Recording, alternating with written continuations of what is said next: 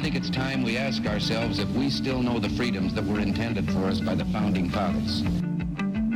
They seem to be in full-scale retreat from spending cuts and are talking about raising people's taxes again. And I have only one thing to say to the tax increasers. Go ahead, make my day. If we lose freedom here, there's no place to escape to. This is the last stand on earth. Those who would trade our freedom for security have embarked on this downward course. Whether we believe in our capacity for self-government or whether we abandon the American Revolution and confess that a little intellectual elite in a far distant capital can plan our lives for us better than we can plan them ourselves. Conduit News Radio with Paul Harrell is on now. Here we go. Oh, am I on? All right. My microphone doesn't sound like it is. Let me see if I can do something here with these headphones. Okay, here we go. Welcome. There we go. That's much better. Welcome to the program, folks. My name's Paul. You've found the intersection of conservative ideas and reality. We're building a liberty machine here, and we can't do it without you. Thank you so much. Our air conditioning in the studio appears to be kind of on the outs for the time being, so it's kind of warm in here. It's a nice and toasty 75 degrees, so that's a thing. Very thankful that we're doing the show in a building at 6 a.m. because, if this was at the heat of the day, it'd be really, really bad.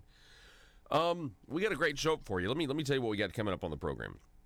So, coming up here at the bottom of this hour, okay, we have talked, it's no secret, a lot about government-run health care on this program for years, specifically Arkansas's version of Obamacare Medicaid expansion, which has now been renamed Arkansas Works. There's actually news about that today that concerns the Gazette following up with Governor Asa Hutchinson about him trying to get the federal government to approve a waiver that would allow us to no longer cover people on the expanded population at the current level of 138% below the poverty line.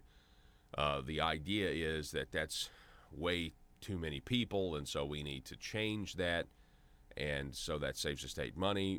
Gazette reporting today that that's essentially on the back burner, and the federal government has not made any decisions on that as of yet. Nor would at this point, nor would you expect them to, with the, 2020 presidential elections coming up. So, anyway, but we've talked a lot about that on this program in the past, and coming up at the bottom of this hour, we're going to be talking with an author, Dr. David Hogberg. And I know we normally talk about Medicaid, but this is a book written on Medicare, okay? Not Medicaid, but Medicare. Dr. David Hogberg is a former senior fellow of the National Center for Public Policy Research. He's the author of Medicare's Victims: How the United States Government's Largest Healthcare Programs Harms Patients and Impairs Physicians. That's coming up here at 6:33. Then, 7:33, we'll be talking once again to Mr. Jordan Stein from the Gun Owners of America. I wanted to have Jordan on for obvious reasons. We want to talk about red flag legislation. We want to talk about gun confiscation. That's exactly what this is. And if you trust these guys to get it right, then, I've got some beachfront property to sell you. You know what I mean? If you actually believe and trust that the government could do a red flag law and it not hurt somebody who's innocent and is going to get their rights stripped away of them, their Second Amendment rights violated, then again, I think you're very, very, very naive. Not to mention, it's not actually going to work, because if you're crazy, you'll just make a fertilizer bomb after they take your guns, and you'll have another Oklahoma City on your hands. It's not going to work. Okay, you realize, Joe, that if the Republicans do this knee-jerk reaction because the left is standing on a pile of bodies, If the Republicans cave and their answer is gun confiscation in certain situations, that's what your answer is, guess what? There's going to be another mass shooting. There will be another one. And the left will come back to Republicans and say, we need this. Then there is not going to be any appeasing them because, as I've been saying since Monday, the left wants to take your guns. They do. They don't like them. They want to take your weapons. In many cases, the people who are against guns are brainwashed. They are. I'll give you an example. About a year or so ago, a friend of mine from California came in, brought a girl home from California. And, we were all just hanging out. It was, was it around Christmas or was it in the summer? I can't remember where it was. But I had just bought a new Smith & Wesson 380 auto. And so I was like wanting to show it, wanted to say, hey, check out what I just got. So I was handling the weapon safely and didn't think anything was, wrong. And I was just showing my friends my new, my new toy. And this girl who was raised in California all of her life saw the gun and ran out of my house. She was terrified. That is a level of conditioning and brainwashing. And I followed up. It wasn't because she had some traumatic experience or anything like that. It was just, oh no, a gun, right? So there's a lot of people that are like that. And I think they want to take weapons. They don't think you should have them. And I'm trying to prevent what I see 20 steps down the line where we as Americans have to decide whether or not to give up our guns because we're being forced to or not. I don't think any of us want that to happen. Telephone number 870-275-9799. So we're going to talk more about that, red flag laws and everything else. First, let's talk about, I got two things I got to hit before the bottom of the hour. And this first one is the Daily Wire piece. Two Daily Wire pieces, actually. Twitter, in an act of what I believe is just more censorship of conservatives, Twitter has forced Senator Mitch McConnell, or his campaign, to pull down a video showing violent threats against him. That's right. On Monday night, dozens of left-wing activists converged on the Louisville home of Senator Mitch McConnell to protest for gun control. Video of one of the protesters, Black Lives Matter, Chanel Helm, calling for violence against McConnell, initially posted on Facebook and then tweeted out by congressional staffer Ben Goldie, quickly went viral, retweeted by the McConnell re-election campaign and the Daily Wire reporter Ryan Saavedra. But Twitter, by Tuesday, had locked all three accounts until they pulled their posts featuring the video. In the since-pulled video, which was first live-streamed on Facebook, one of the protesters says about McConnell's recent shoulder injury that maybe someone is using a voodoo doll against the senator. Just stab the mother expletive in the heart, please. She went on to say she hopes he suffers one of those heart attacks where they can't breathe and they're holding their chest and they fall backwards. Instead of nursing a broken arm after his fall, she said, quote, he should have broken his raggedy, wrinkled expletive neck. On Tuesday, Twitter told Goldie, the McConnell campaign, and Saavedra to remove their post by saying the video violated the platform's policies on violent threats and temporarily blocked their accounts until they agreed to remove the tweets. Now, this is frustrating because they're just trying to get the news out. They're trying to expose the left for what they are, because right now in the media, the mainstream media are happily blaming the shooting at El Paso on Donald Trump. They're saying Donald Trump is a white supremacist. They are claiming that raising the flags back to half or back to full, full mast. They're saying that that 8/8, August the 8th, is a white supremacist day because of H being the 8th letter to the alphabet. August 8th, 8/8, Heil Hitler. They're actually saying that. That's why Trump chose today to return the flags to the top of the flagpole. And you got Twitter that doesn't really want, it's the right that's violent, not the left. Now, listen, it's so frustrating to me as I'm watching this. It's been a very frustrating week watching all of this. Because, Steve Scalise, a member of Congress, was shot and almost killed. Had to go through multiple surgeries to save that man's life because a Bernie Sanders supporter decided to shoot up a congressional baseball game. Did the mainstream media start talking about Bernie Sanders and his socialism ideas and that how they're stirring up radicalism? No one did, right? But when Steve Scalise was shot, there sure was a rush to, let's hope he's a Trump supporter. Oh, well, he's not, so nothing to see here. And this guy wasn't a Trump supporter.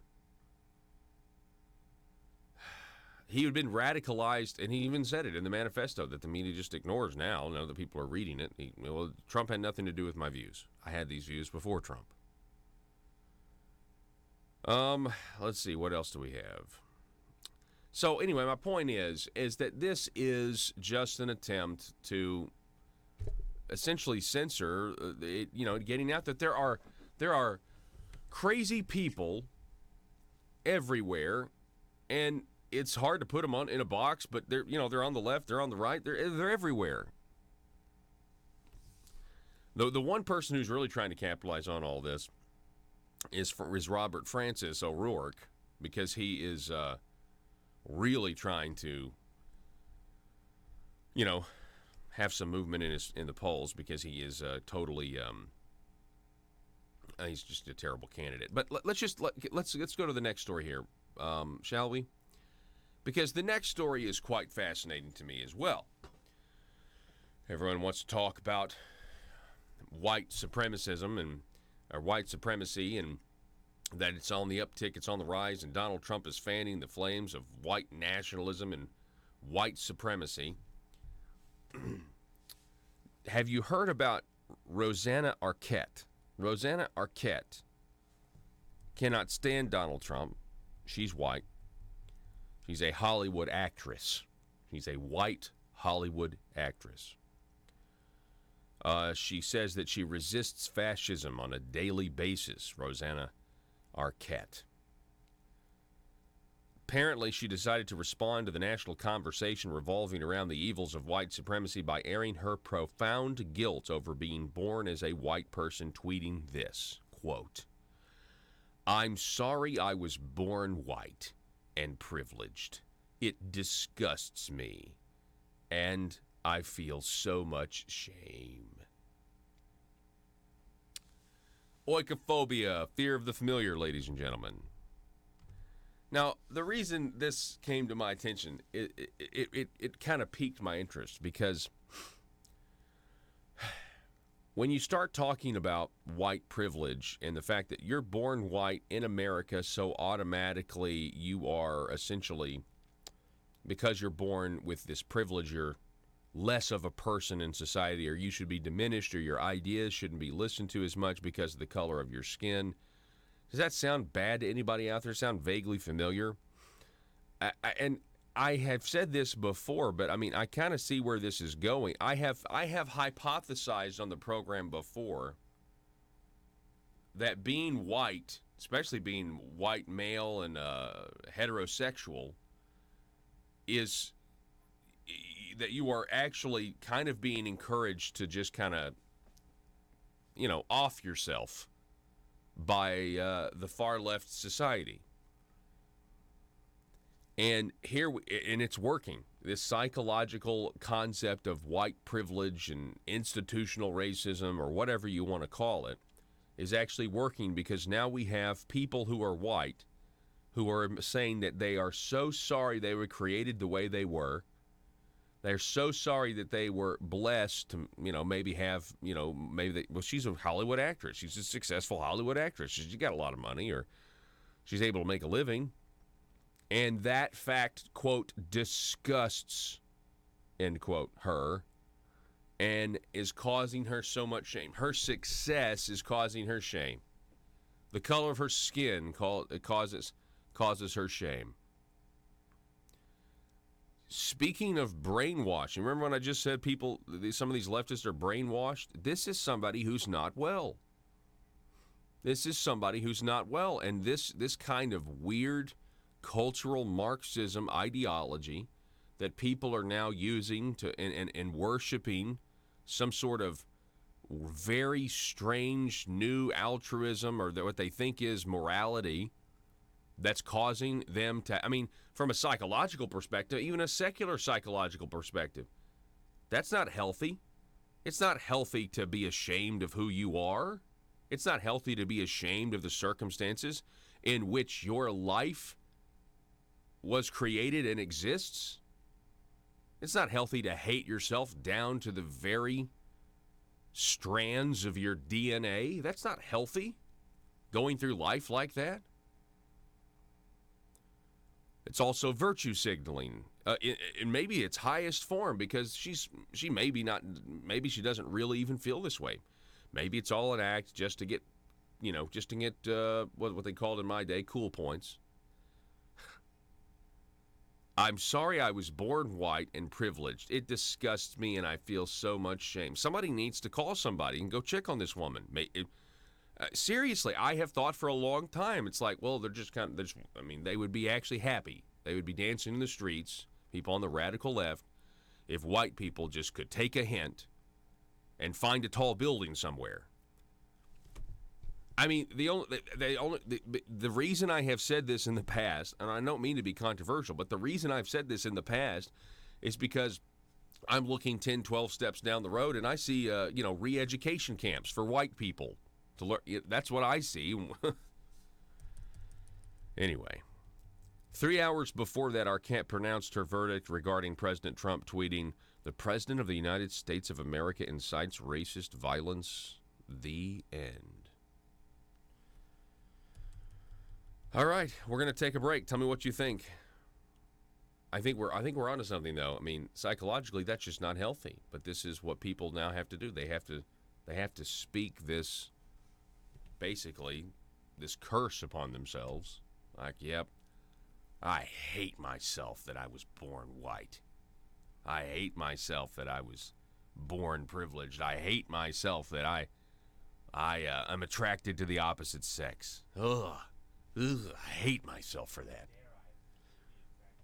Good grief. We're going to take a break. Let me know what you think. 870-275-9799. Good morning, Arkansas.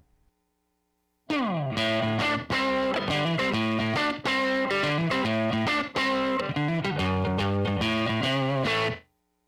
right, folks, hey, welcome back to the program. We've been talking about this for the last couple of weeks. And this is happening, again, all over the state, where you have your local governments that are trying to raise taxes on the people. And if you combine that with what's going on at the state level, it can, it's getting onerous, it's getting burdensome and frustrating. The city of Jonesboro has called a special election for September the 10th, where they will be asking for the citizens to vote for 1 cent sales tax. Half of that cent will go to police and fire, we hope, and the other half will go to, as soon as you want the tax to pass, you would hope that it actually goes with. The other part of the tax is supposed to go to a luxury tax.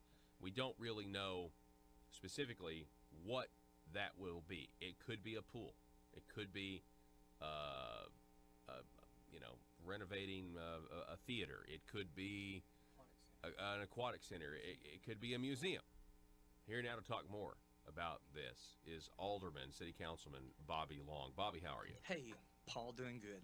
Okay, so there was a meeting on Monday night, the Northeast Arkansas Tea Party, and you were there, I was there, as well as this organization called Team Jonesboro, which are concerned citizens that have formed this group that are for this tax, and they gave a presentation, a PowerPoint. They had members of the community, or members of Team Jonesboro there from different sectors of the community, They each spoke. Just generally, what did you think of the event generally? First of all, thanks for having me.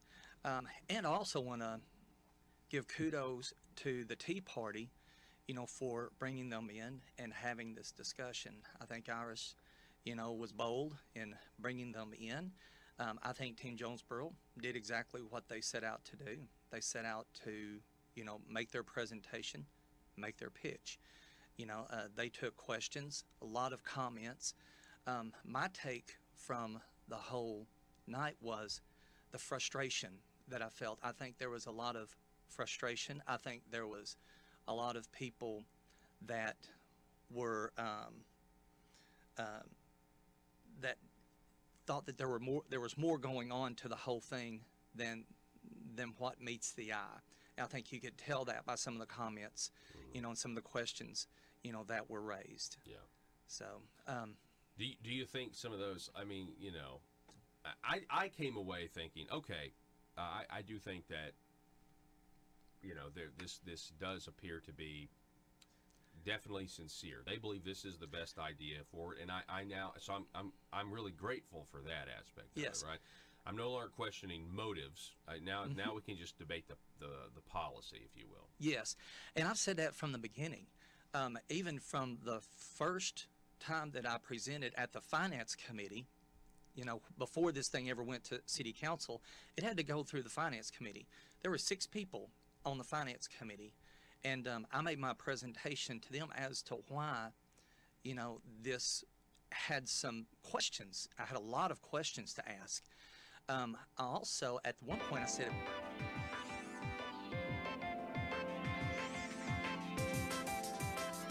Conduit News Radio with Paul Harrell is building a liberty machine.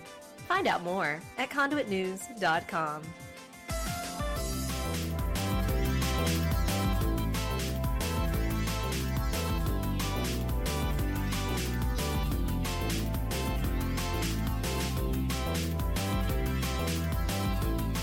We're going to get to these Arkansas headlines here in just a moment, or later in the show. Headline: Mike Jones, Democrat Gazette, Arkansas governor urges hate crime law red flag proposal also in his mind after shootings. Now, this is a day ago. The governor is also saying that a red flag law is not on his to-do list. It'll have to come from the legislature. Also, headline: state bid to pare Medicaid roster on back burner. That's interesting. Thought we were going to get the federal government to 246,000 people now on the program, by the way. Medicaid expansion. Senator Jake Files' bid to get out of prison early was denied. We'll talk about that. And before we go to break, so Victoria's Secret, I've got to talk about them for a moment. I just do. I'm sorry. Can't help it. I don't mean to be conspiratorial either. I'm just going to tell you what a friend of mine. All right, and can we show this real quick?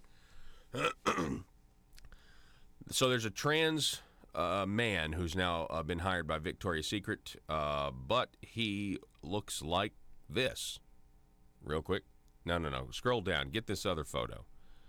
No, right here. Okay, look at her. She looks like a normal Victoria's Secret model. This is what they all look like. How is that possible? I'm just saying, like, that's a man right there. Victoria's Secret's hired her. All right. You wouldn't even know. You're like, oh, this looks like a normal Victoria's Secret model to me. I want you to know that there are some people who have believed for a long time.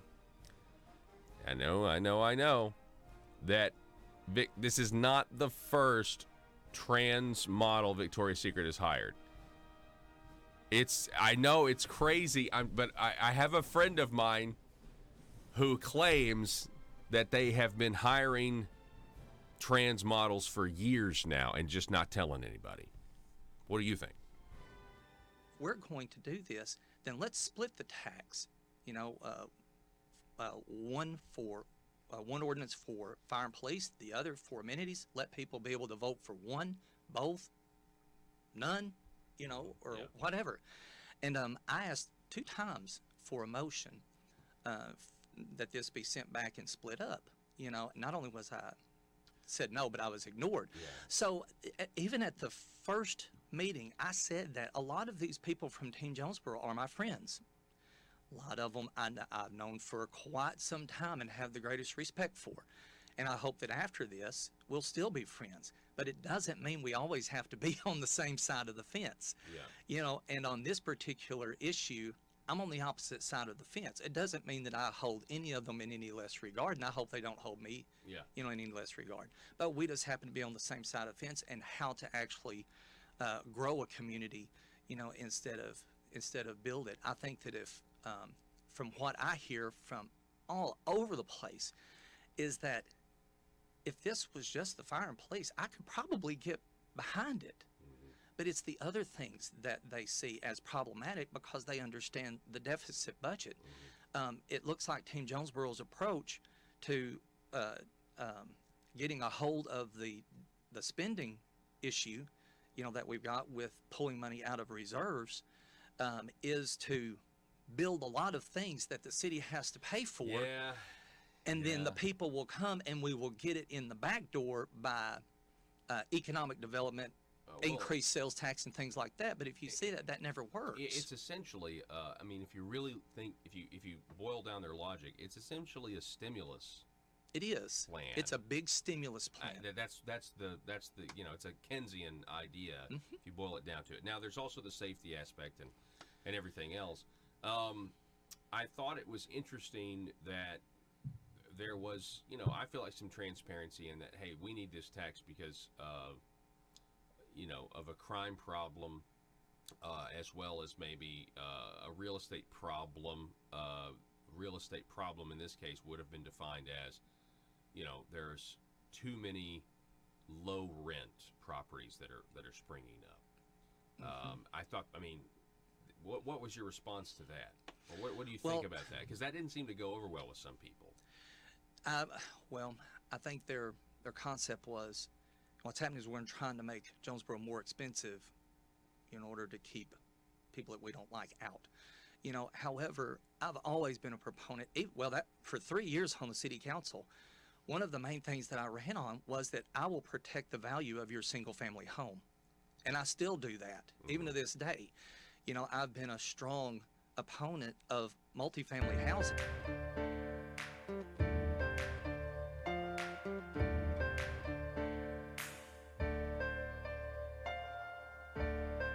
Bringing you your daily dose of truth.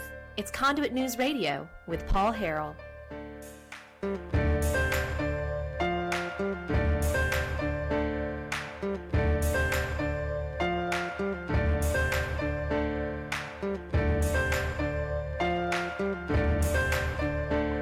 All right, folks, welcome back. Thanks so much for being with us this morning. Spend a little time with us, having probably some of you your first sip of coffee.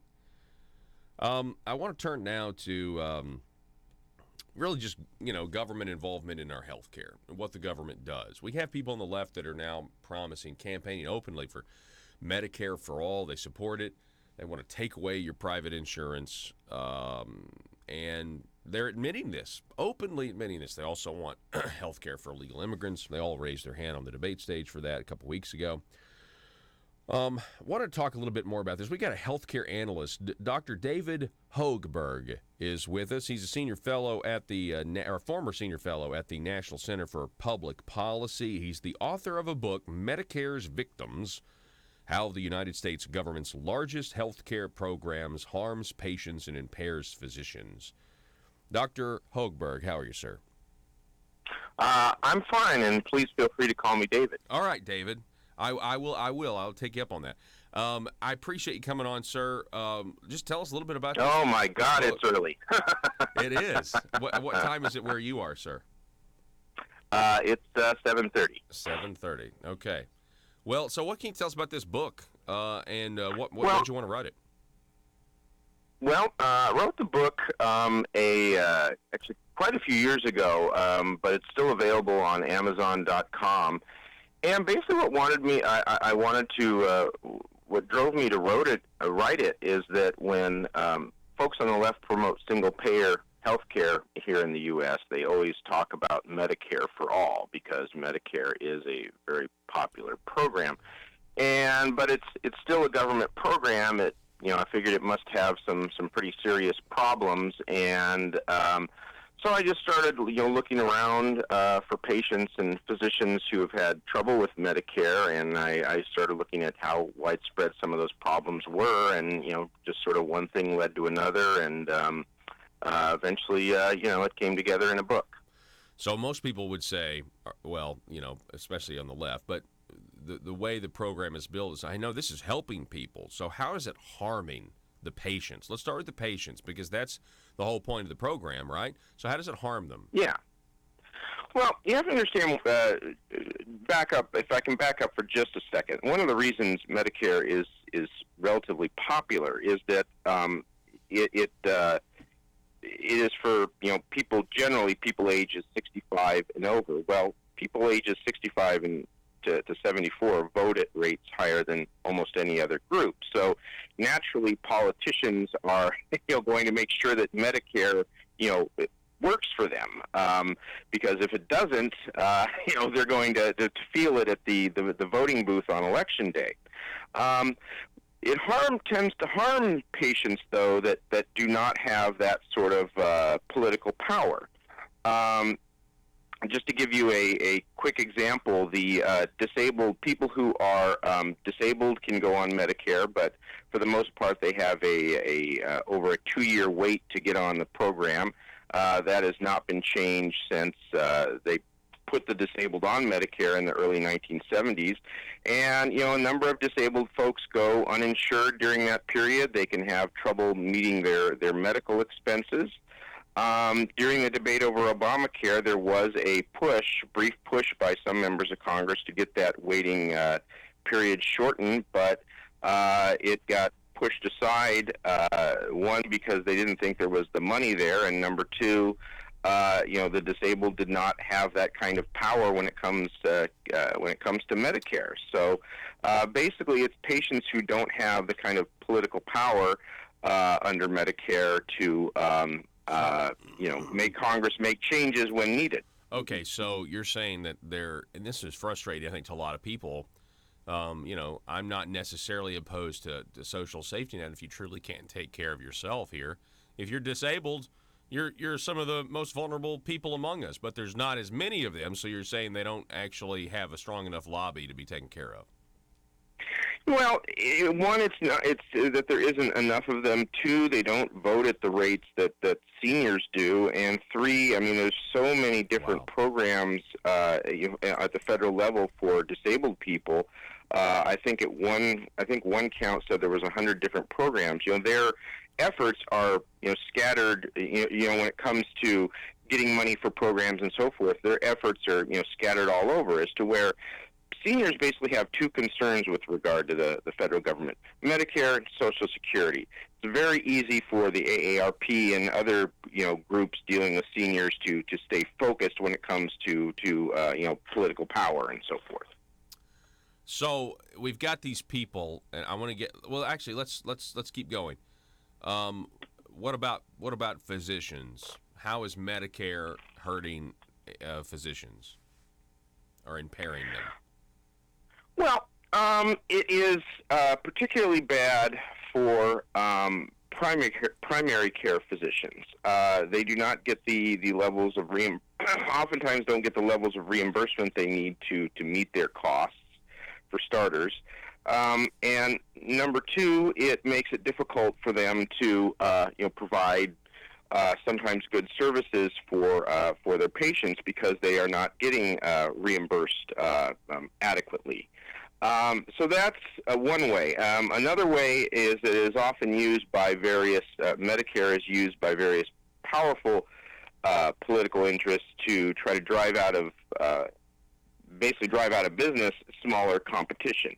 The main chapter I had on that in the book dealt with physician-owned specialty hospitals, which the larger hospitals did not like that kind of competition, and they had been trying for years to basically say, if you owned a physician-owned specialty hospital, you couldn't get paid by Medicare, which would cut off a huge stream of revenue. And then they finally succeeded in Obamacare, in that basically it said any physician-owned specialty hospital created after 2010.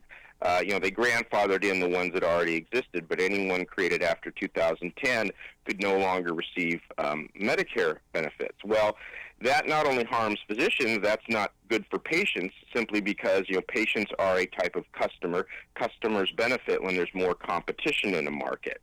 Physician-owned specialty hospitals, provide more competition. They improve quality, and without more of them, patients suffer as well.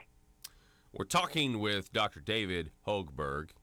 He's a healthcare analyst, to say the least. Obviously, you can tell, folks, he's got an extensive knowledge here.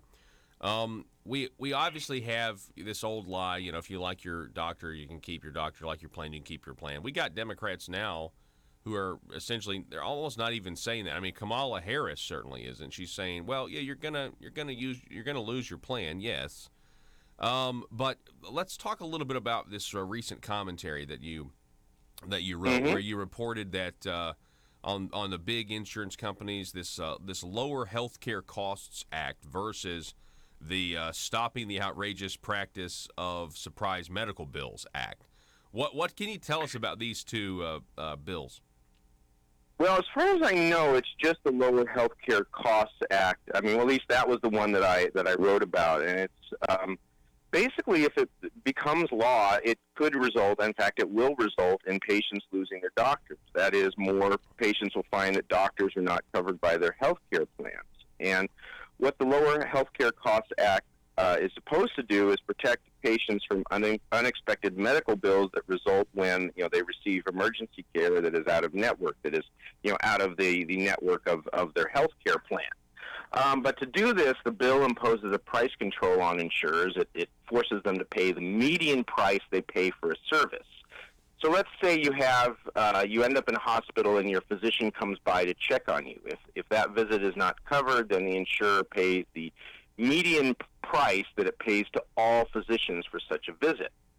And if you think about that, that provides two perverse incentives to insurers to get rid of their more higher-priced providers that are in their network. First, by eliminating higher-priced doctors from their networks, the median price they pay for doctor services drops. Okay, so for all the emergency services that are out of network, they now pay a lower price if they eliminate their higher-priced providers, higher-priced doctors. And second, by eliminating those higher-priced doctors from the network, those doctors become out of network. So if a patient now goes to see one of those higher-priced doctors, the insurer only has to pay them the much lower median price instead of the higher price they used to pay them when they were in network. And basically, if that happens, you're going to have more and more patients find that their doctors won't be covered under their health insurance plans. It's going to be a repeat of Obamacare when, Obamacare came online in early 2014, and many of these plans to save on costs, started eliminating a lot of their higher priced providers, and people found that, I couldn't keep my doctor. Mm-hmm. What were your thoughts on, very fascinating stuff. What were your thoughts when the president came out and, signaled that, hey, we want transparency in how these prices happen, how they decide to charge. I noticed that when that happened, some of the big insurance companies' stock prices took a big hit. That was telling to me. Mm-hmm. What are your thoughts on that? Well, price transparency in healthcare is very important, and it's important for competition. It's important that customers know the price of the care they're receiving. That said, I kind of have mixed feelings. On the one hand, I'm glad he's emphasizing price transparency. On the second, I don't know, whether or not we want government trying to force price transparency. Why does it not have to force price transparency in other markets? Why is it when we go into a supermarket, the price is right there? Why is it when you go to buy a car, the price is right on the sticker in the window?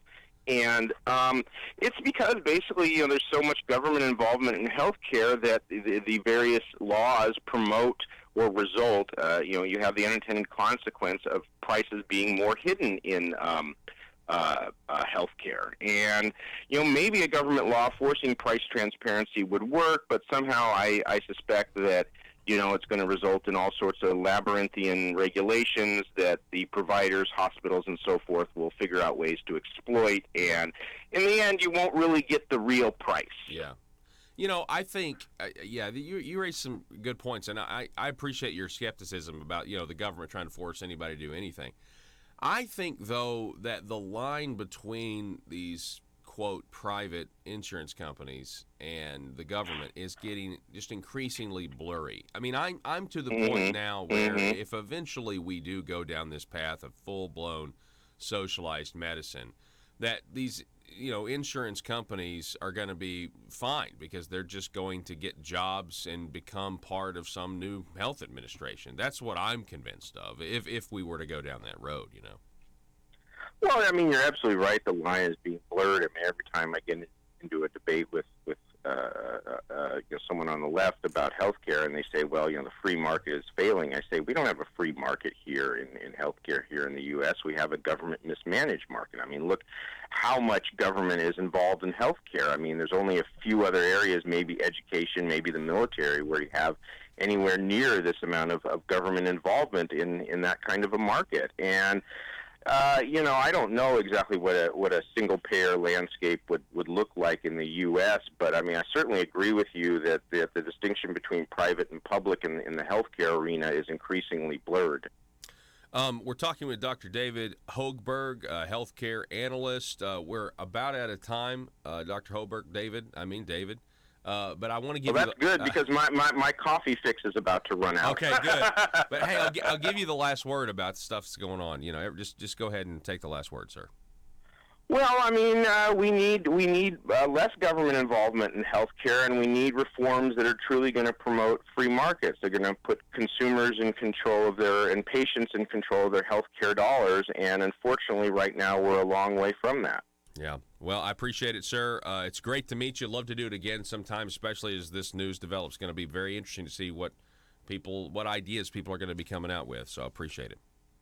Well, thank you for having me. All right. Thank you. Dr. David Hochberg, everybody. Speaking of coffee, I was just telling Joe recently, I don't mean to sound like a progressive. I'm gonna have to go make myself one of those hand knitted like toboggan or hat or whatever. But recently, this is terrible. This is good for the soul, bad for the reputation. So recently, my wife and I decided to stop making coffee with the traditional coffee pot, and instead we decided to just start using a French press where we grind up our own beans and everything else. I know, Joe's shaking his head. He's like, ugh. You're pathetic. It's a French press. French, really? Yeah. Anyway, I will tell you, though, it's been incredible. It's been incredible. And the key is to get your water hot but not boiling. And the acidity in the coffee is like way, way low. It's way down. Anyway, I'm not drinking any today because the air conditioning's out and it's hot. It's hot in here. I don't want any coffee. Plus, I don't have the French press here. I only get to have it on the weekends when I get up at a decent hour. Anyway, telephone number 870-275-9799. We're going to take a break, going to reset. Why has the homeless population ticked up here in Arkansas? Let's talk about that next.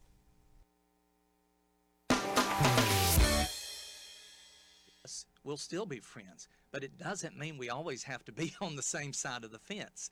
Yeah. And on this particular issue, I'm on the opposite side of the fence. It doesn't mean that I hold any of them in any less regard, and I hope they don't hold me, in any less regard. But we just happen to be on the same side of the fence, and how to actually grow a community, instead of build it. I think that if from what I hear from all over the place, is that if this was just the fire and police, I could probably get behind it. But it's the other things that they see as problematic because they understand the deficit budget. It looks like Team Jonesboro's approach to getting a hold of the spending issue, that we've got with pulling money out of reserves, is to build a lot of things that the city has to pay for. Yeah. And then the people will come and we will get it in the back door by economic development, increased sales tax and things like that. But if you see that never works. It's essentially, if you really think, if you boil down their logic, it's essentially a stimulus. It is. Plan. It's a big stimulus plan. That's the it's a Keynesian idea if you boil it down to it. Now there's also the safety aspect and everything else. I thought it was interesting that there was, I feel like some transparency in that, hey, we need this tax because of a crime problem, as well as maybe a real estate problem. Real estate problem in this case would have been defined as, there's too many low rent properties that are springing up. I thought, what was your response to that? Or what do you think about that? Because that didn't seem to go over well with some people. I think their concept was, what's happening is we're trying to make Jonesboro more expensive in order to keep people that we don't like out. However, I've always been a proponent, that for 3 years on the city council, one of the main things that I ran on was that I will protect the value of your single family home. And I still do that, even to this day. I've been a strong opponent of multifamily housing being built, in the proximity of or in the middle of single family residence, and I'll continue to do that. It's not that I'm against single family or against multifamily housing. It's just, when you buy a home, that's one of your single largest investments that you make in your entire life, and you want your neighborhood to be consistent with the same way that when you bought it. And when you start, putting different types in there, then it changes the whole dynamic of where you live and what you bought for the next 40, 50, 60 years. Correct. It's clearly an issue. There's no question that they have, that they have that, that it's an issue. Right, Yeah. but to think that the idea of bringing in aquatic centers, water park, let me take that back. Governmental run entities. Yeah. I'm okay with a private industry coming in here, buying our land, employing our people, paying our taxes, and running something for profit. I think that is great. However, when the government gets involved in some of those things that I feel that private... Determined to drain the swamp in Little Rock, it's Conduit News Radio with Paul Harrell. I'm watching this Paul from the past that we did with Bobby Long yesterday, city councilman from Jonesboro, and it looks like I'm wearing the same shirt. This is a completely different shirt. That was actually... Joe agrees it was a blue, but it looks like I didn't change clothes, but I did. Anyway. Why is Arkansas's homeless population ticking up? Why is this happening? 10%, over 10%, according to the Gazette here. They report on this. Jenny Monk. The population of people experiencing homelessness during a 24-hour sample period in January increased from 2,451 in 2017 to 2,740 in 2019, according to a regional report. Arkansas's homeless population rose by just over 10% from 2017 to 2019. There are 479,000 people in Arkansas out of our 3 million, slightly more than 3 million people in Arkansas, but 479,000 are considered living below the federal poverty level. Over the past decade, homelessness has been trending downward, but last couple of years, there's been a slight increase. So what are people doing about this? Well, obviously there are, homeless shelters, not everywhere. Obviously there are people that are trying to solve this crisis or this problem. It's terrible if you don't have a home. But my question is, why is it ticking up here in Arkansas? and I'm going to tell you, I mean, the only thing that we would really have are theories and hypotheses. But my first hypothesis, you may not hear this anywhere else, but I think it may have to do with addiction because of the opioid crisis, You can talk to law enforcement and they'll tell you this, but people got addicted to this basically synthetic heroin. That's what they got addicted to with the pills. And then all of a sudden, all the regulations come down and they start tightening up when doctors can prescribe the opioids. The pharmacy is your pharmacists are very, very leery because of the new regulations. And people still want to get their fix. And so they're turning to heroin. Now, I don't think anyone wants to really talk about it, but I mean, it's the truth. Heroin's coming back in a big way. The use of needle drugs coming back in a big way. I think there's a connection in Arkansas to, and I've been saying this. I haven't really heard anybody else, but I think there's a big connection to the hepatitis outbreaks that you've seen in Arkansas at restaurants, and now everybody's getting these vaccines. I think if you go look at the CDC's website, traditionally, you have big upticks in hepatitis when people are sharing needles. Well, why are they sharing needles? Well, they're sharing needles because they can't get their synthetic opioids anymore like they used to. They're a lot harder to come by, and I'm sure more expensive.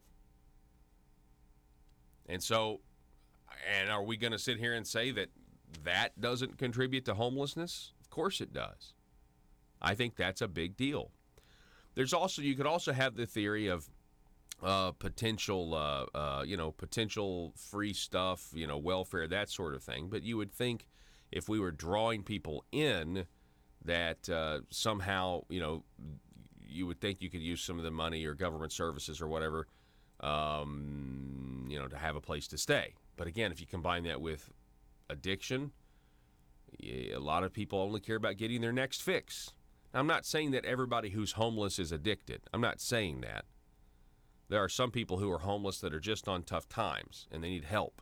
And these homeless shelters and the people that do this, this type of stuff they've got such a good heart and they're in the right place and they're trying to love people. But we also have, that's just my first guess. And the reason is, I would say also, not to compare a state like Arkansas with Los Angeles. What Los Angeles is going through right now is absolutely terrible. But I referenced a couple of weeks ago that Drew Pinsky, Dr. Drew, remember Dr. Drew and Adam Carolla? He said that the bubonic plague is imminent in Los Angeles, and he was talking about the rat population, that if the rat population gets to a certain ratio, it almost always, according to him, the bubonic plague happens. But what he was saying was that we also have, the reason they have such a terrible homeless problem, in this same interview or this same show, he was talking about, yes, mental health, or he was talking about, yes, addiction, but also mental health, that we do have a big homeless problem because of mental health issues. Okay, and so you've heard a lot about mental health in the last couple of days, right? When it comes to trying to stop mass shootings. We'll talk about that later, by the way, at 7:33 with Gun Owners of America's Jordan Stein. But you haven't really heard about it in terms of the homeless population. So that may have a reason for it as well. But I would love to hear from you guys, honestly. Why do you think the homeless population in Arkansas has risen by 10% in 2 years? Any guesses? Any hypotheses? Let me know. Tell me what you think. 870-275-9799. It's a serious problem and something needs to be done about it. We'll be back in just a moment.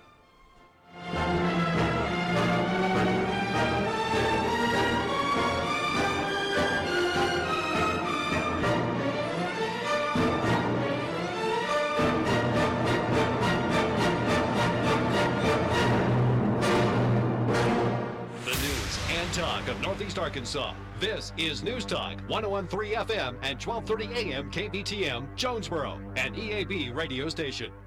Industry should be taking a hold of. Yeah. Then that's where I sort of get sideways, with these ideas. So in the presentation, Team Jonesboro did talk about, the city has been pulling into reserves, to pay for what we've got going on now. Like we're not balancing the budget, I guess, if you will. And so to your point, they want more money from the people, but then they're gonna build new things with it. And so that was that was like kind of the very first thing. I'm glad they're acknowledging that that's happening. But on the other hand, I will say I think Team Jonesboro legitimately, what I got out of it was that they are frustrated with some of the decisions that have been made by the government about how they have spent money in the past. Now, and I would agree with them, but I'm not really sure that rewarding the government for their bad decisions with more of our money is the answer. That's... Yeah. They seem to think that the Integrity Council is somehow going to drive all this. But at the end of the day, like I said, at the meeting, that when we vote for this, the minute that we vote yes, or those ordinances for the special election, which I think is a waste of money, I don't think that there's an emergency involved. I think I would have rather seen them go out and stand on the street corner and talk with people eyeball to eyeball, and say, this is what we want. Will you vote to put this on a special election, instead of going the route that they did? Well, so to your point, I have criticized this effort a lot because of the special election, and I think special elections I think there's an ethical problem with them, especially when they're done so that I know they're going to say what they did say in the meeting was, well, this makes sure that our issue is talked about more. But the bottom line is, you can say that. But a study done from 81 to 2018, voter turnout's going to be, under 20%. Under 20% versus in a general where it's going to be around 46%. Right. And, you're going to get a more accurate opinion of what the people who actually have to pay the tax believe. And that's the bottom line. Now, they did their homework, and they had a retort for that criticism of special election. Team Jonesboro did. They came back and they said in the meeting, well, you guys did a special election to undo what the city council did when they passed the international property maintenance code. But there's a difference there, isn't there? What's the difference? There is a difference. And I know several people that after that was passed, that there was a group of people that said, this is not right. It's going to do more harm than good. So they wanted to get that overturned. And how they did that was they did do a special election. But there were many, many people that stood in the heat of the summer with a clipboard out there talking to people and telling them what's going on and explaining why they wanted this overturned. And they got that person to sign their name, put their address. They're saying that, yes, this needs to be overturned and we want to move forward. I don't know how many thousands of signatures that they got, but they talked to thousands of people, and then they, of course, got the needed signatures and got it on a ballot. And it was overturned by like a 60% margin. And so that's why, see, that's an example of a special election. Actually, I mean, if you're going to have one, that's the one to have. Whether where it's a direct response, to something that the government did that everybody doesn't like, or it's I mean, I would have rather it have been in the general. Obviously, I mean, if I were to have a choice, and I think I still would have failed. It would have failed miserably if it would have been in a general election.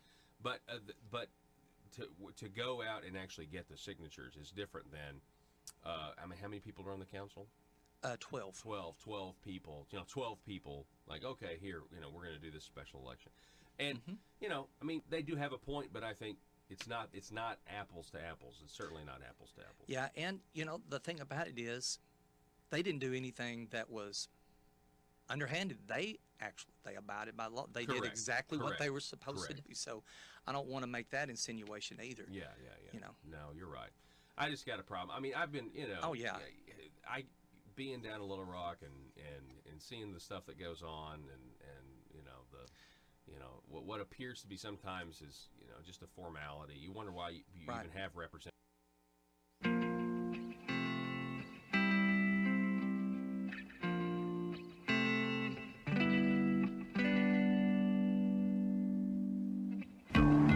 I think it's time we ask ourselves if we still know the freedoms that were intended for us by the founding fathers. They seem to be in full-scale retreat from spending cuts and are talking about raising people's taxes again. And I have only one thing to say to the tax increasers. Go ahead, make my day. If we lose freedom here, there's no place to escape to. This is the last stand on earth. Those who would trade our freedom for security have embarked on this downward course. Whether we believe in our capacity for self-government or whether we abandon the American Revolution and confess that a little intellectual elite in a far distant capital can plan our lives for us better than we can plan them ourselves. Conduit News Radio with Paul Harrell is on now. Hey, folks, welcome back. Hour number 2, 870-275-9799. Call or text, sound off on the Facebook page. All of you on Facebook, if you haven't gone to the YouTube channel, please, you never know what's going to happen with Facebook. You never know what's going to happen with YouTube. So go to YouTube and click the subscribe button and the little bell to receive notifications. It's just Conduit News, plain and simple. Okay, we got a lot of stories to get through the next 30 minutes. Also, Gun Owners of America's Jordan Stein will be back with us, Communications Director for Gun Owners of America. Going to talk about these red flag laws. The solution to mass shootings, according to what the media says and what some Republicans even say, is, well, we need to have gun confiscation. If somebody says something, you go before a judge, and you have to prove your innocence because you're assumed guilty because somebody said something. Now, I'm not saying that wouldn't successfully take some crazy person with bad intents guns away. I think they would just leave the courtroom and immediately start to work on a fertilizer bomb. That's what I think would happen. But it is inevitable that some liberal somewhere is going to see somebody with a gun and get afraid or has some sort of personal vendetta against them, and they're going to abuse this. That's what will happen, and I don't trust these guys at all to get it right. You have a First Amendment right, a Second Amendment right, a Fourth Amendment right, the right to trial, the right, the presumption of innocence, and a red flag law does away with all of those things. Because you'll say something, and somebody will be like, "Oh, you just said that? I don't think you should have guns."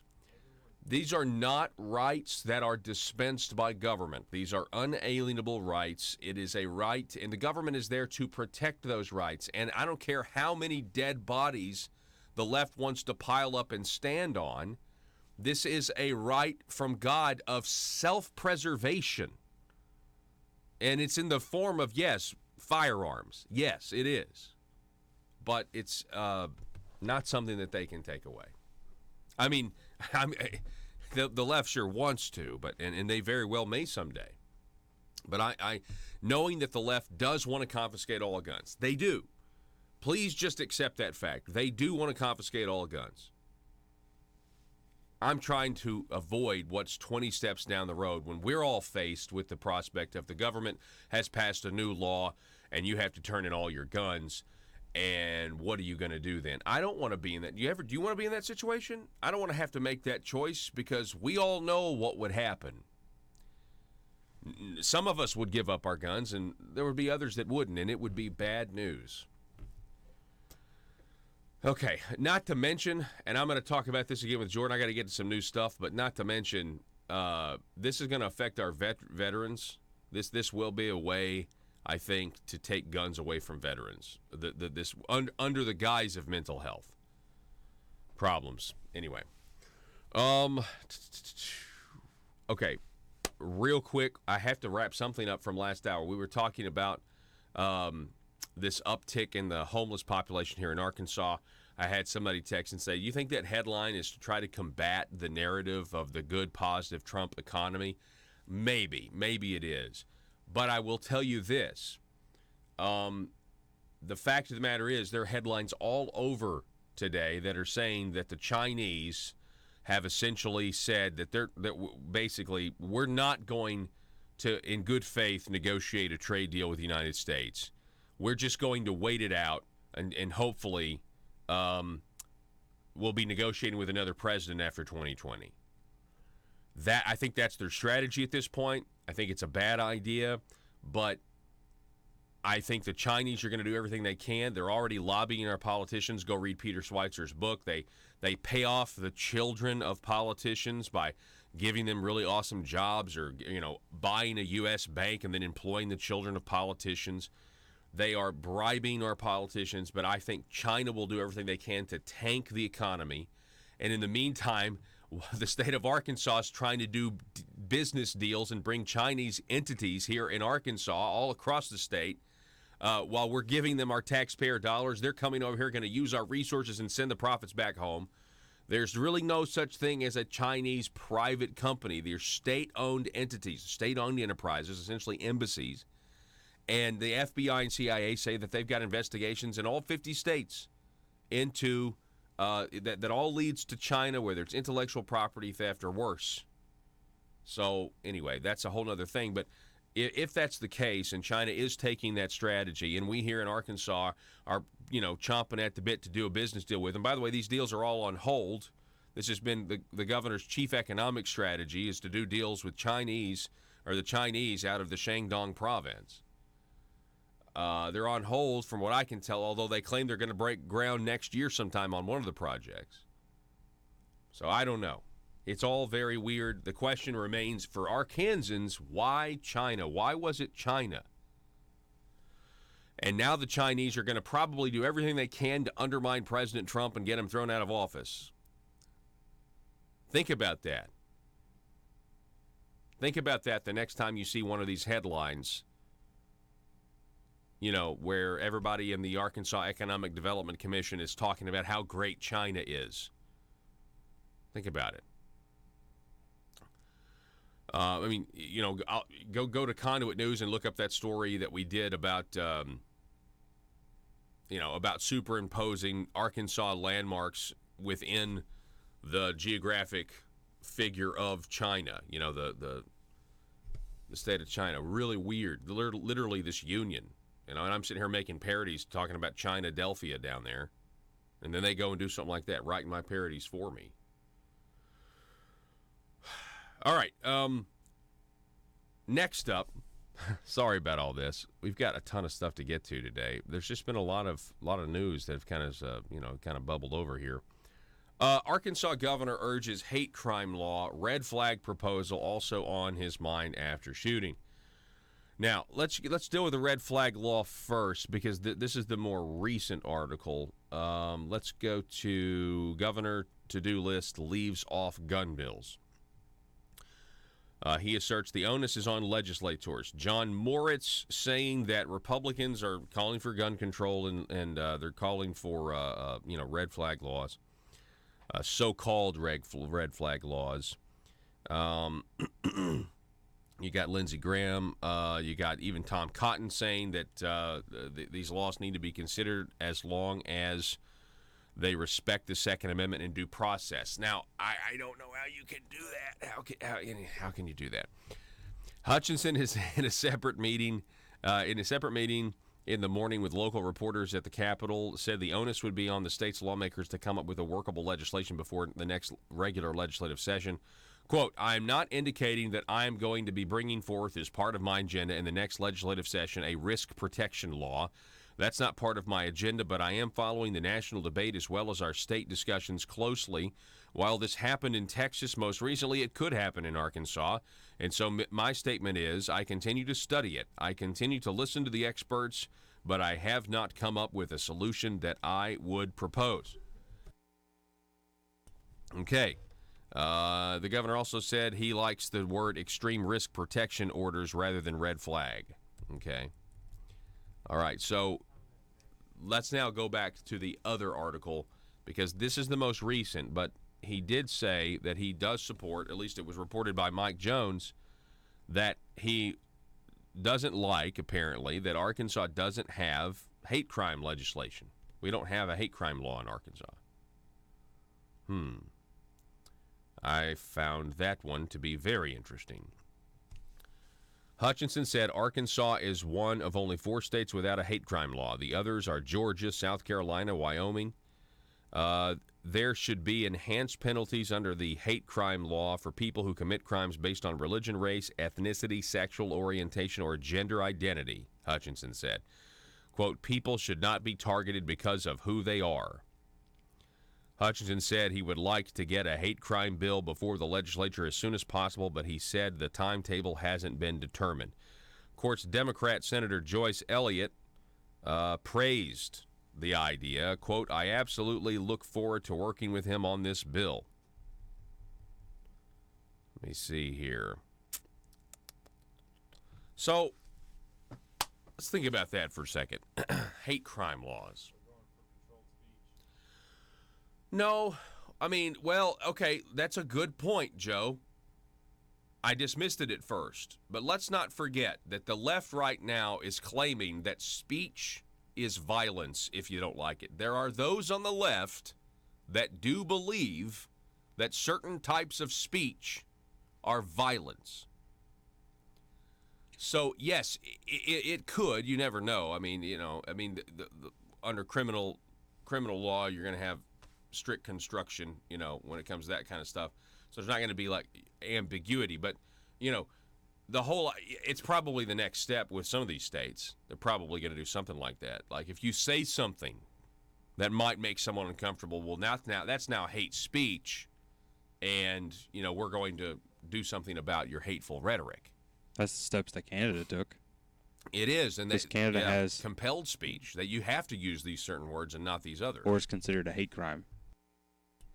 That's ridiculous, but that's where we're going, okay? So the whole idea behind hate crime legislation is ridiculous. You need to have one law, right? And if you do X, it doesn't matter what your frame of mind is, right? It doesn't matter.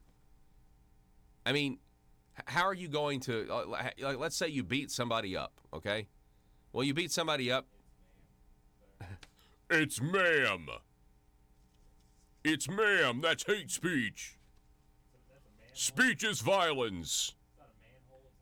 You better shut up. You better quit. If you call me sir one more time, it's ma'am. Do you remember the video that it kind of went viral a little bit of it was Ben Shapiro while he was in an interview.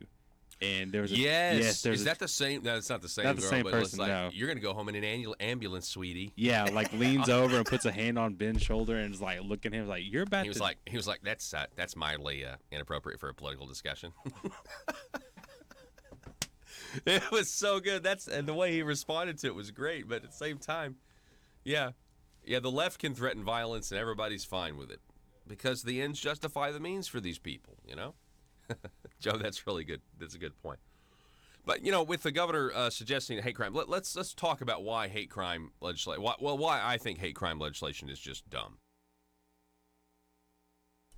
Okay, you do one thing, and let's say it's not against somebody. It's not because of their race, religion, or ethnicity. Okay, but you say you get in a fight or something, right? Well, there's your penalty is X. That's what it is. But if you're upset or it's perceived, that's the thing. If it's perceived that you beat somebody up because of their race or religion or gender identity or whatever, it's perceived that way. Your state of mind was such that that's now a hate crime and you go to jail or you're punished in a more severe way. Because simply thinking, okay, it's not a crime. It's not right, but it's not a crime to simply think, I don't like this person because of their religion. That's not a crime. In the court of law, wouldn't the burden of proof be on the prosecutor for intent? Oh, you would think. But it's and not. But that's the thing. That's the hardest thing to prove in any court anywhere is intent. It's not a crime to think a certain thing. So we're essentially saying somebody beats somebody up. They do the same thing, but if they're thinking something that otherwise is not illegal to think, but if it's determined you were thinking this way while doing that, all of a sudden the penalty's harsher. That just doesn't make any sense in a society that's supposed to be based on Western civilization, critical thought, the golden rule. And it's capricious, and I think violates the concept of equal protection under the law. It doesn't make any sense, but we do it because it's it's popular. And if you're a Republican and you support hate crime legislation, you do so because you are accepting the media's narrative that Republicans are inherently racist, which is not true. But by all these Republicans that constantly have to bend over backwards, just like they're bending over backwards now with these gun laws. Well, we don't support mass shootings. If you don't support red flag laws, that doesn't mean that you support mass shootings, but that's what the media is telling you guys, and you're buying it. Just like if you don't bend over backwards to separate Martin Luther King Day from Robert E. Lee Day, right, then you're somehow a racist. That's not true either. But Republicans fall into this trap like they can appease the media. The only time the media likes a Republican is if it's a moderate, squishy Republican that'll go on MSNBC and trash a Republican that's actually conservative. But that's when they like you, and then they will just discard you. Anyway, sorry. Just getting worked up here. Hey, we've got overtime here. We're going to reset here, take a break, and then we are going to talk about, real quick, Jake Files. Senator Jake Files in prison, trying to get out of prison. Did he get out? We'll tell you next.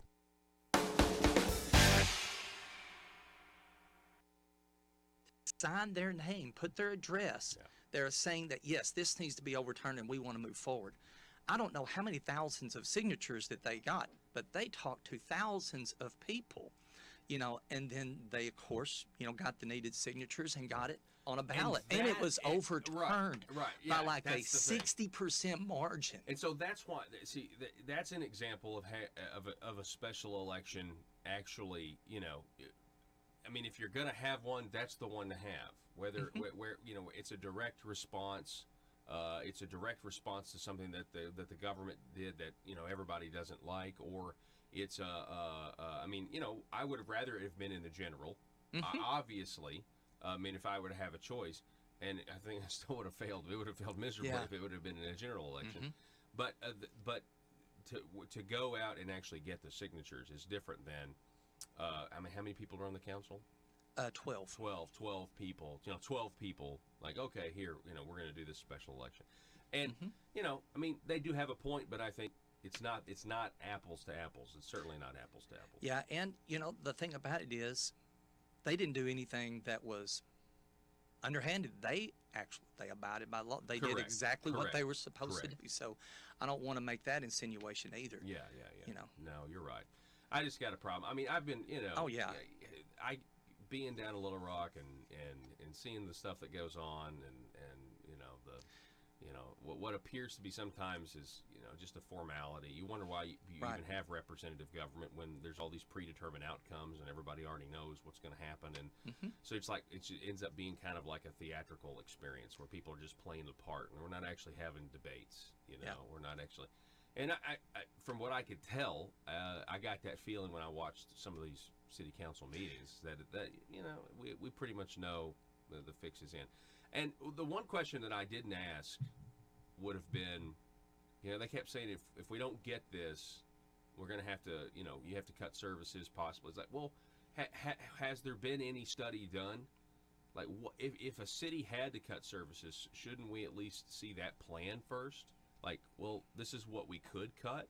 Have there been any even studies saying, we could? This is a lot of waste. We don't have to have this, and nobody would really even miss it. Right, non-essential services until we get the budget under control. I remember it may have been last year. I was asked one recent council meeting from another councilman. Well, how would you balance this budget, because we had just, I think, 6.4 million maybe, 15.6 last year, 6.4 this year out of the reserves to balance the budget. There was, well, what's some of the suggestions you would have? And I remember one council meeting that there was an ordinance to buy 40 acre of what I called a gravel pit behind Craighead Forest, and it sort of helped make the lines even and stuff like that. I'm not sure exactly, what the purpose was. It was $450,000 exposing the truth and everything the Marble Palace establishment keep trying to cover up. It's Conduit News Radio with Paul Harrell.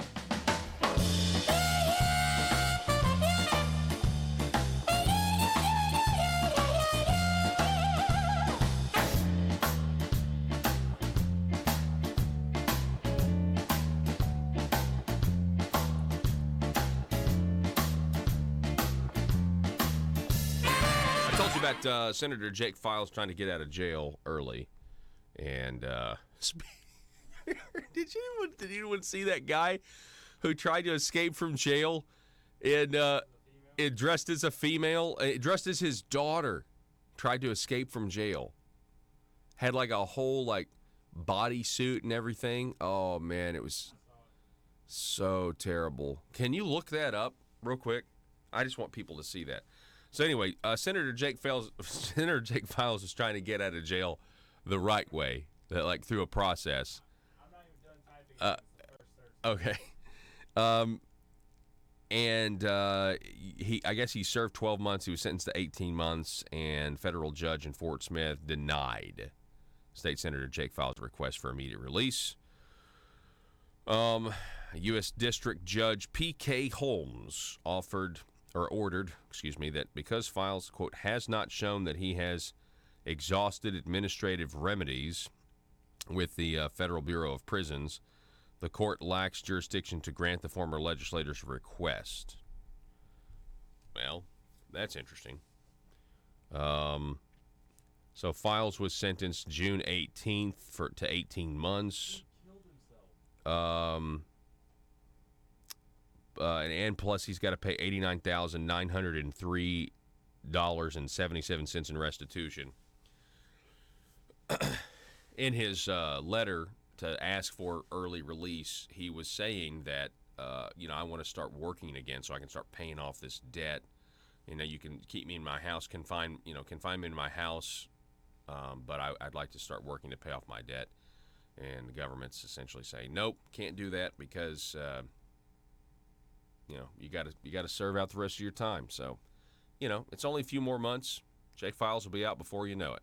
He really will. A Brazilian gang leader tried to escape from prison dressed up like his daughter. Look at this. This is so creepy. And they caught. Look at this. Hang on. Look at this photo. This is crazy. A Brazilian gang leader tried to escape prison dressed as his daughter. Oh, man, look at that. Look at that. I mean, and I would have gotten away with it, too, if it wasn't for you meddling kids. Oh, he killed himself? Yeah, look at the headline. When that failed, he killed himself. I didn't see that. This is an updated story. So the guy, let's see, what does it say? The disguise didn't fool prison officials who said his nervousness gave him away as he tried to leave the prison in the western part of Rio de Janeiro. Police are investigating her role as a possible accomplice. Well, yeah, I mean, how did he get a silicone bodysuit? He hanged himself with a sheet after that failed. Well, that's terrible. That's unfortunate. Anyway, he should have just written to get out early, like Jake Files did. Something tells me, though, in Brazil, and you're in a gang, maybe you don't have that option. Oh, man. Yeah, for real. This headline, real quick. State bid to pare Medicaid roster on back burner. Governor, okay, is a ways off. So getting the okay from the federal government, where we can essentially stop covering people for from 138% of federal poverty level and put it back to something else, that's more manageable, to where there's less people in the program. Gazette reporting today that 242,000 people are enrolled in Arkansas's Obamacare Medicaid expansion Arkansas Works Not Works program. This year, 138% of poverty level is $17,236 for an individual. Anyway, we got to take a break. Going to be right back here, Mr. Jordan Stein. Don't go anywhere. Back in a moment. For those 40 acres, $450,000. But then later on, we were also told that, we're going to have to do some really hard things in the future if we don't get the spending under control. If we don't find a way to get more revenue into the city, But then 2 ordinances before Killed himself. It was passed, I voted against that. Because I was thinking, because that had not been the first time that issue had been brought up, that we're going to have to do some hard things, in order to get this under control. And then we come up with an ordinance to spend money on 40 acres that I really didn't think we needed at that time. Yeah. And we sure didn't need to spend $450,000 at that time. So I think that would have been a pretty good start. Let's talk about the police and fire real quick with the time that we have left. So the Northeast Arkansas Tea Party seemed to think that the police and fire was totally legitimate, and that they would vote for that if it was just that. And I think there are some people that were convinced by this presentation just based on the audience. I think some people were like, okay, all right, we're going to vote for this. Not all, a minority, but I do think some people in the audience were. But there was some discussion about what happened 10 years ago. And I want to set the record straight because I know what happened 10 years ago. They voted for a half-cent sales tax. It passed. I mean, I was following it, very closely, and it was a shell game. They brought this up to the meeting. It was a shell game last time where people thought they were going to be, saving police jobs. And the fire chief did say, look, this was not to add anything. This was just to maintain. Well, so what happened was that half cent went to the police and fire, and what was being spent on police and fire could now then be pulled out and allocated somewhere else. I mean, that's what took place. And so somebody brought that up, meaning, how do we know that's not going to happen again?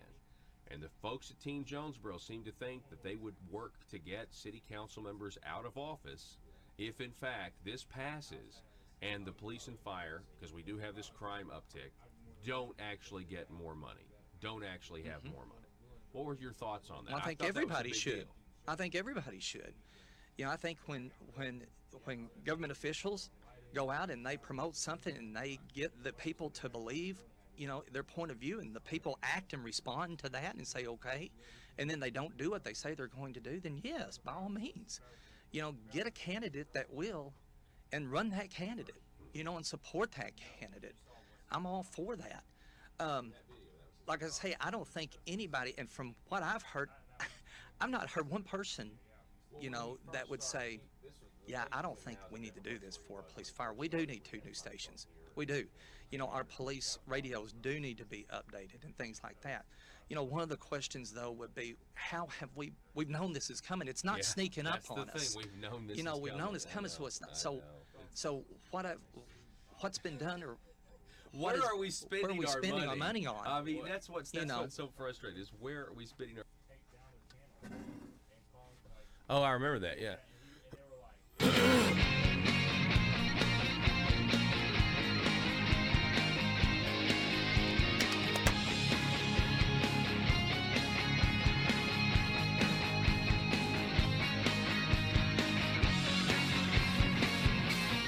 All right, folks, hey, welcome back. Thanks so much for being with us today. We can't do the show without you. Thank you so much. 870-275-9799. Please welcome back to the program. We have, from the Gun Owners of America, we've got Jordan Stein back with us. Jordan, how are you, sir? I'm doing well. Thanks for having me on. Absolutely. It's always great to talk to you. This is pretty serious stuff. We got Republicans kind of coalescing around red flag laws. What's Gun Owners of America? What are you guys doing about it? Well, we have sent action alerts to both President Trump and the Senate, urging them to forsake these red flag laws. These red flags has been Trump's, one of his strong responses to these shootings, and he could not be more wrong on this issue. We don't need more gun control. We need more people shooting back. And what these red flag laws do is they completely circumvent due process and allow for the confiscation of guns. you know, and it's a very scary thought to see all these Republicans just supporting it. I mean, I agree. I can't imagine. I mean, there are some of the Republicans that are coming out for this. They're saying that you can do both. Like you can do this and respect due process and respect the Second Amendment. Is that true? But the problem with these gun confiscation orders, as we like to call them, is most of the time you don't know an order has been called on you until the police come to your door at 5 o'clock in the morning, like they did with the Maryland man we talked about. There's been the problem with these is they are ex parte hearings, right? So that means that the hearing goes on, you're completely unaware of it going on there. You're not there to defend yourself in court. It's completely one-sided, and then after your guns are confiscated, you have to sue to get your gun rights back and try to convince that the judge made a mistake, and that really never happens. So, how many states right now have these terrible laws?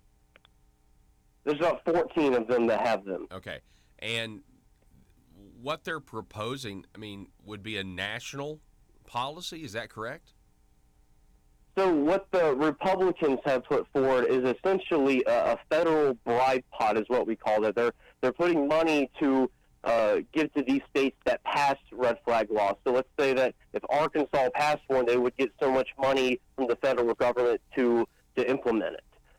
So that is typically what Lindsey Graham and Trump has proposed. And so we'll have to hear our local politicians talking about how we need to do this so we can get money from the federal government. That's what we'll have to hear if they go through with this. And it's already hard enough to stop these at the state level because, you know, as you know, some state-level Republicans support that. You know, we look at Florida, which is considered, you know, the gunshine state, and they pass red flag laws. So just because you live in a red state does not mean that you're immune to these orders or legislative threat. Do you think that it's possible, okay, you have a red flag law, and somebody says that there's a crazy person, doesn't need guns, they're afraid he's going to do something terrible. Do you think there's instances where it could work and actually stop a mass shooting is what I'm saying. When I say work, it could stop a mass shooting. Go ahead. Well, we already have methods through existing law that have proper due process protection that could come in. You know, you look at the Parkland shooter. The police were reported on him dozens of times, and yet there was no action taken on him. They could have, you know, charged him with a felony with trying to commit a mass killing, and then they could have taken in and took his guns there and potentially stopped him. But, you know, trying to predict people that are going to commit these terrible crimes is like you're trying to do the Minority Report. You know, you're trying to play God and predict the future that this person might be dangerous. I also think, Jordan, that, you know, if you take somebody's guns who's legitimately plotting, they're probably just going to go out and learn to make a bomb. I mean, you know, so, you know, Oklahoma City, that's 168 people that were killed with and no guns were used. Exactly. I was just about to bring that up. Or you look in Nice, France, when they had trucks, and I believe they tragically killed 86 people. You know, the problem isn't guns. The problem is evil hearts, and I've been saying that a lot recently. You know, there's evil in this world, and good, honest people need to recognize that and to be prepared to fight against evil. And, you know, that's what we're advocating for here at GOA. We're not, you know, wanting to play a Minority Report. We want to stand up and fight against evil. We had a situation here in Arkansas, and it made the papers. A small school district of Valonia, there was a man that was reported of saying some really strange things on social media. You know, a photo with people's heads circled in red, and you know that combined. I mean, there was a mountain of evidence. It was not good. So the school removed him. Said you can't come back. You know, we don't want you here. I think that he was arrested at one point. And then, of course, it got, caught up in the courts, and the courts decided, no, you have to let this kid go to school there. So, I mean, there is, we already have people that if you see something, you say something, and yet they're still not able to secure and make kids safe. So I think there's a lot of stuff a lot of reforms we could look at when it comes to, a situation like I mentioned, instead of, okay, let's just preemptively take your guns away. Because I think, Jordan, right, the danger here is that the left will abuse these red flag laws, correct? Absolutely. And I can't help but bring up Gary Willis again. He was the subject of a political disagreement with a family member in Maryland, and that family member wanted to get back at him. They called in these red flag laws, and the police came to his door at 5 o'clock in the morning and trying to take his guns, and they ultimately killed him. That is what these red flag laws are. And you look at social media and how people are crying that, like, Facebook and Twitter and Google are like shadow banning conservatives and everything. Well, if you think they're going to do that to you on social media, what do you think they're going to do when they can take away your gun? Mm-hmm. The same people who are reporting you on social media are going to be calling in the gun confiscation orders. Yeah. So it's really a dangerous measure that we need to stand against. Yeah, that's a great point. I hadn't even thought of that. Look at how vicious they are in social media by reporting things. And they now say, there are people on the left, Jordan, I just mentioned this, that think that speech is violence in some instances. And so, yeah, they absolutely will. And so I guess I didn't realize that if somebody reports you under a red flag law, that you don't actually even know the proceeding is going on. You're not actually even allowed to face your confusion or accuser. And then the judge says, take the guns away. And then you have this confrontation where one party doesn't even know what's going on, just thinks, somebody's coming to take his rights away. Yeah, exactly. That's what's called an ex parte hearing, when the person who's being discussed is not there to defend himself. So you don't have your day in court before your guns are taken. You have to then later sue to convince the judge, to convince the other party that they were wrong in taking your guns, which judges never want to admit that they're wrong. So it's almost a lose-lose situation, and it's just like we're taking the Bill of Rights, shredding it and throwing it out the window. Mm-hmm. That's what these gun confiscation orders, red flags, are. Yeah, I mean, can you imagine if the red flag laws were in existence and Charlton Heston stood up and said, "From my cold, dead hands"? That implies that if anyone were to try to take his guns, that you'd have to kill him to do it. Well, you could say, so there's some First Amendment implications here. It's like, oh, you said that? You said, "For my cold, dead hands"? Oh, well, I think you're a dangerous person, and let's have the ex parte hearing. I mean, there's stuff that I say on this program that I'm sure people disagree with. But, I mean, how long would it take for them to report me saying, Paul said this and seemed kind of upset. I don't know if he should own firearms. And he mentioned he did own firearms. I mean, that's what's going to happen if they do this. And here's the other thing, Jordan. It doesn't stop here. If the Republicans do this and they cave and their answer is gun confiscation in certain situations, that's what their answer is. We know that there will be another tragedy, there will be another mass shooting, and the Democrats are going to come back and say, well, now we want this instead. And it is just a march to gun confiscation and eliminating the Second Amendment entirely. I completely agree. And look, the Republicans are thinking, oh, we need to be reasonable. We need to offer up some type of compromise. Well, Chuck Schumer put out a statement yesterday that I tweeted about saying we don't want a quote, tepid red flag law. We want red flags and universal background checks. So the Republicans should in no way just try to cave in on this. They should, in fact, bring up pro-gun measures like concealed carry reciprocity or suppressor deregulation. They should not give 1 ounce of gun control any light of day and actually do measures that's going to make us safer and let people carry guns and protect themselves. Because that's what we need. I totally agree. So Are you guys? I mean, not to get you to just. I know we're not going to hold you to the speculation, but I mean, right now as it is, what do you think of the outcome of this? Do you think Republicans are actually going to? Are there going to be enough Republicans to get this passed?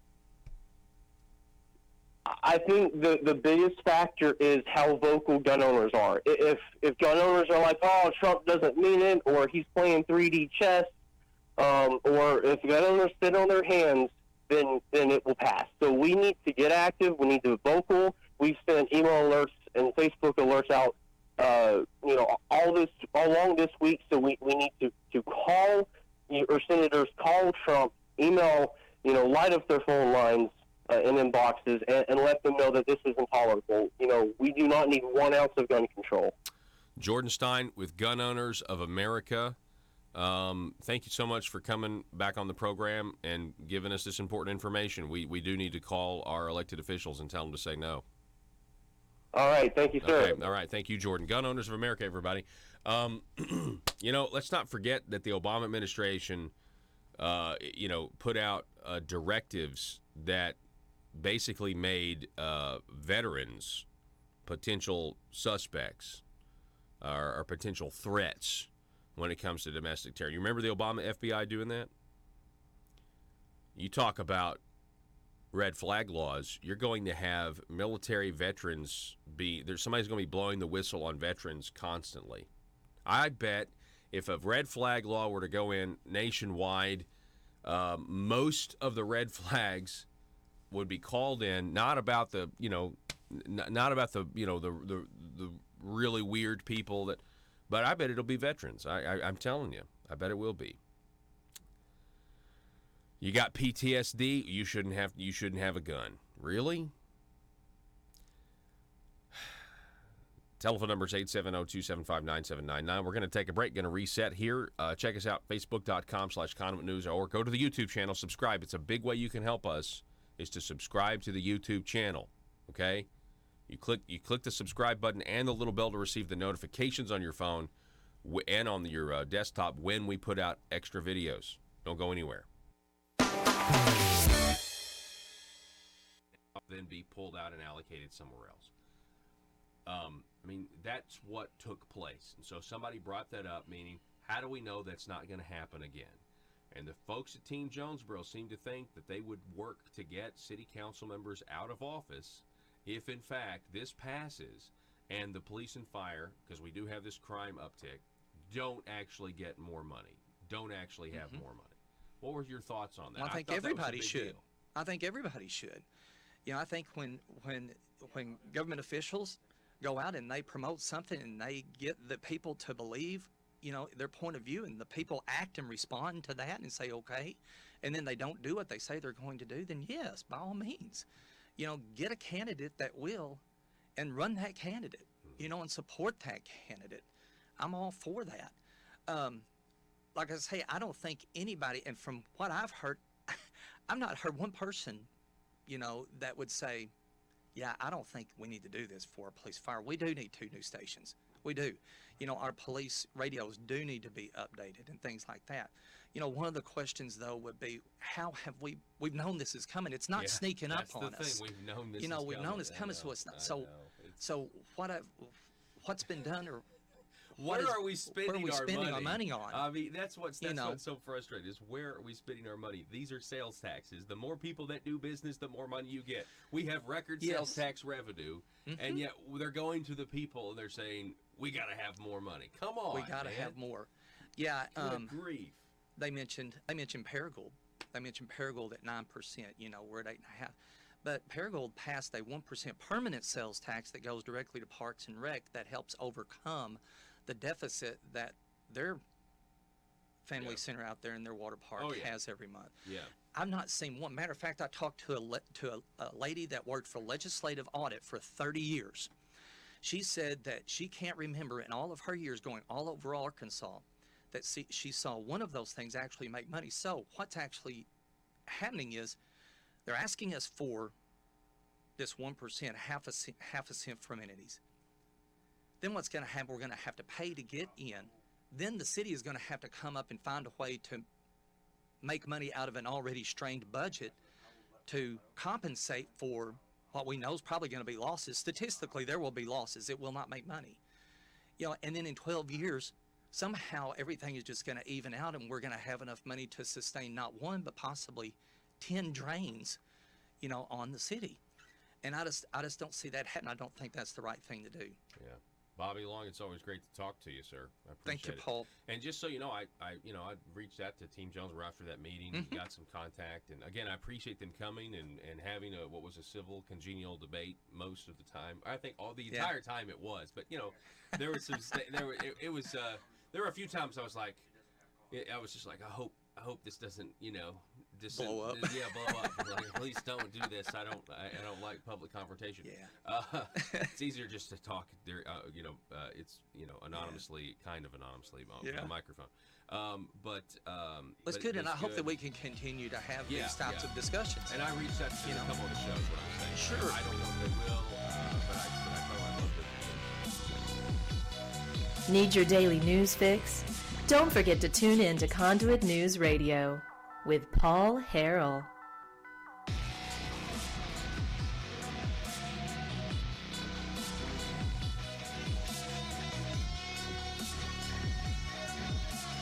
All right, so we'll get to your meme of the day here in just a moment. I actually think it's really good. It definitely goes with what's been going on this week for sure. So definitely want to get to that here in just a moment. I want to remind you guys you can go to conduitnews.com to check out the podcast and the video archives if you want to get the show, if you miss the show, you miss any part of it, you can always do that. You can also get it at Facebook. You can get it at YouTube. Front page of Talk Business and Politics. Governor Hutchinson open to red flag gun legislation. Could back new hate crime law. This is by Wesley Brown. This is now the front page of Talk Business and Politics as of this morning. It's a story that's 12 hours old, but still. Again, hate crime legislation is so strange to me. I get it. I understand you're going to get all kinds of credit. I mean, I don't know if there's any greater piece of legislation that could be put in the virtue signaling category than hate crime legislation. But it's so much more than virtue signaling because we're now having two justice systems. Essentially, hate crime legislation means you have two justice systems. You have one, if you do, a crime is a crime. The penalty for that crime should be the same regardless of what you were thinking when you did it.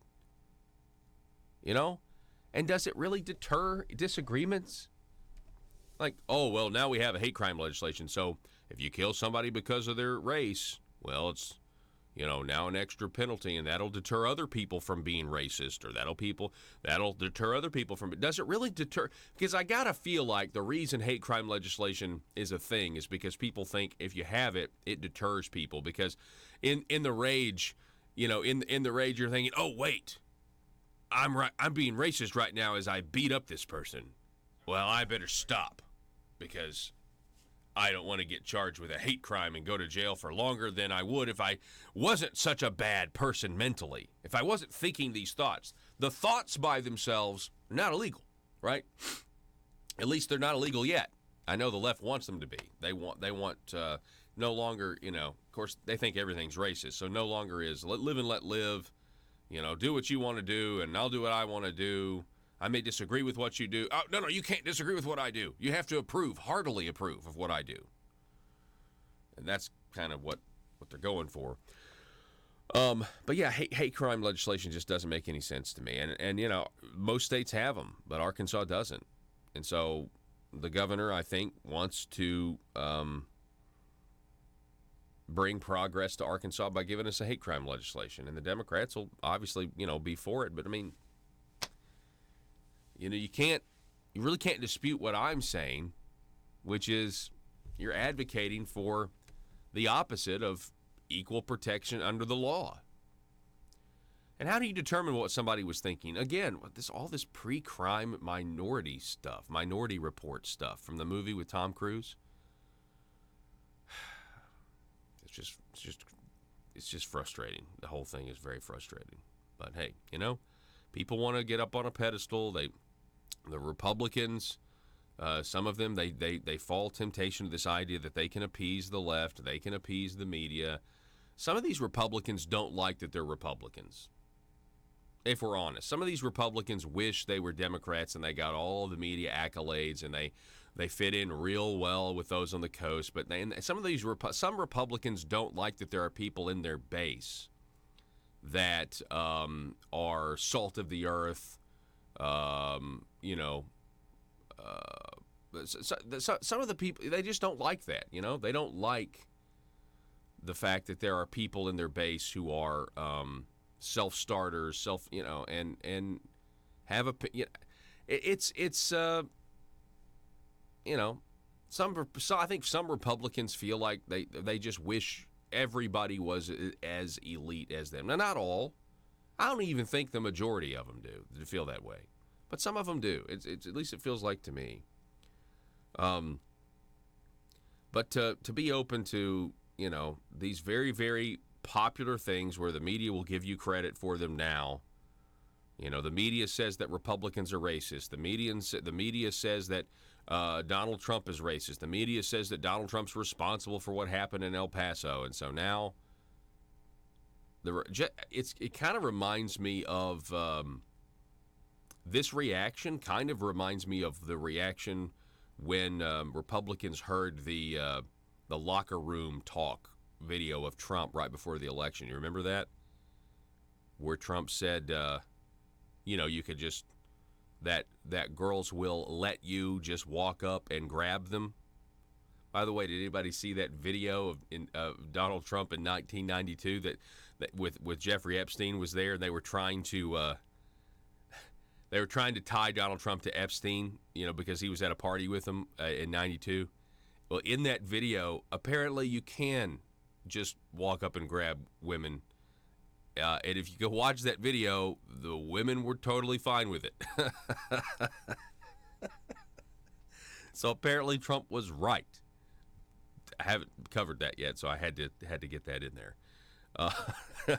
But this reaction kind of reminds me of that in a way.